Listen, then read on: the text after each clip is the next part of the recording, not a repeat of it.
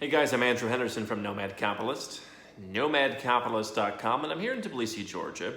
Wanted to make a video for you, for those of you who are looking to go to Russia and who would like to be able to get a second passport that gives you visa-free access to Russia that is so difficult for so many Westerners to obtain. Now, I made a video recently on second passports that offer visa-free access to China, and I suggested in that video that maybe visa-free access to China is more of a novelty than an actual need, considering that there are so many Chinese embassies and the process for getting a visa actually isn't that difficult. I've done it numerous times, both as a US citizen and as a non-US citizen, and I've never found it particularly laborious. What I have found laborious is the process of applying for a Russian visa. We've called consulates in different countries. They don't speak English, they don't speak the local language. They yell at you for not speaking Russian. My nominal Russian has not endeared me to them. There are, if you're not a US citizen, not a lot of ways to send your passport to some kind of agent to get some help. And so getting a Russian visa can be challenging. Even though Russia is opening up this visa-free regime during the World Cup, there are still exceptions.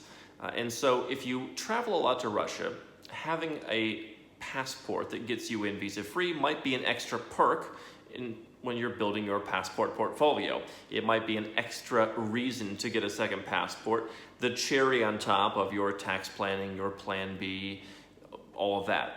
So I wanted to go through some countries that offer visa-free access to Russia, and the list, good news is longer than the list of countries that can get into China without a visa. And so I'm going to go through basically the three categories we talked about in my other video, which are countries you can naturalize in, countries you can get a citizenship by investment in very quickly, and countries that may offer a citizenship by investment in the future. So for naturalization, there are a number of countries in which you can go and you can live, and in 2, 3, 5 years, potentially get a second passport that offers access to Russia. Basically, I would say that the majority of these are Central and South America.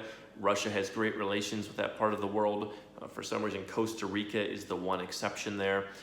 But Guatemala, Nicaragua, one of their good friends, Panama, Colombia, most of South America, so Brazil, Argentina, Chile, Peru. These countries all offer various naturalization programs. Many of them require you to actually live there for a period of time. In fact, very few of them these days are actually not requiring you to live there. The ones that claim you don't have to live there, such as Panama, people have had challenge actually getting their passports in the last year or two. But if you are willing to put in some time in one of those countries, if you're going to be living there anyway, then that may be your backdoor into Russia. Do keep in mind, if you're spending a decent amount of time, some of those countries will have tax requirements on you, and so that's the trade-off. Interesting countries that you can be naturalized in that are not in the Americas. Serbia is one of them. We mentioned that they also have visa-free access to China, and 3 to 5 years, whether you're married to a Serbian or whether you're simply residing there. They do have a somewhat unspoken residence requirement, but it's strictly enforced. The police do want to make sure that you're actually living there. But if you want to find a relatively affordable place in Europe that is still somewhat laissez-faire, Serbia is not a bad option. When it comes to, and also Armenia, by the way, also the former the CIS states, with the exception of Georgia and Turkmenistan, all have visa-free access to Russia. So Armenia is currently putting together a citizenship by investment program. They've had a residence by investment program that has become a bit more difficult recently, but that's an opportunity. I'm not sure that an Armenian passport, I would say that's probably the one big reason for a Western citizen to have it, that in Iran.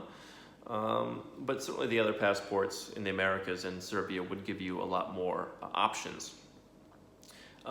If you're looking for Russia access, if you're doing a lot of business in Russia and you need to get in, it might be worth to just pay, especially if you need a second passport for other reasons.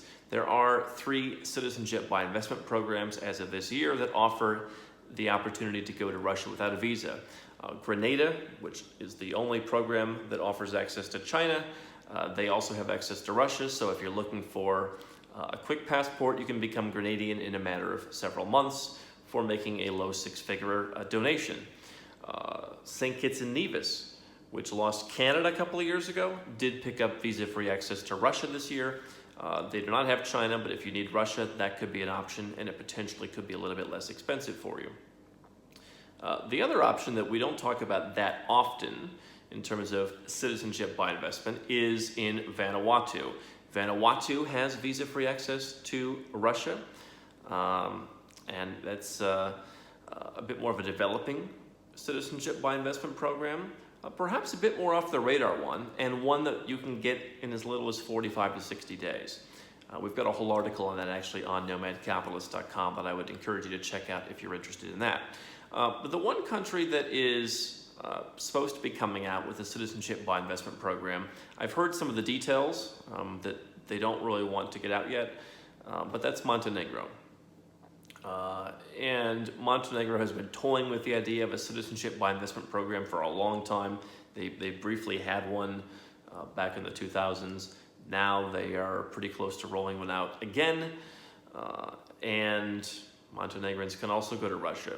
Montenegro and Serbia are more aligned with Russia than some of the other Balkans countries, and so they have visa-free access, very easy to get in.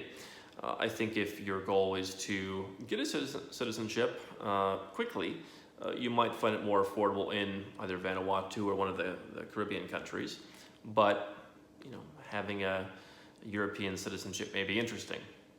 So the bottom line is, if you want visa-free access to Russia, if you need it for your business, you can go and you can hang out somewhere in the Americas for 2, 3, 5 years. You can hang out in Serbia. You can go to Armenia and plop down some money, or you can go through one of the 3 and perhaps soon to be 4 CBI programs. What's interesting about these passport programs is they do offer visa-free travel, and I think sometimes people, such as myself, even get a little bit too excited about collecting countries through their second passports, countries that they may never go to. But when it comes to a country like Russia that may have opportunities for some people, it might be worth going through one of these processes or selecting a country that has Russian access to make sure you can get in. So if you want to find out more about second passports, all the different reasons you might want one, how to get one, what are the different options, we have a lot of videos here on our channel. Click the subscribe button before you go, and then make sure that you check out a lot of our resources and opportunities on nomadcapitalist.com. We have a lot more stuff there, and definitely hope you will check it out.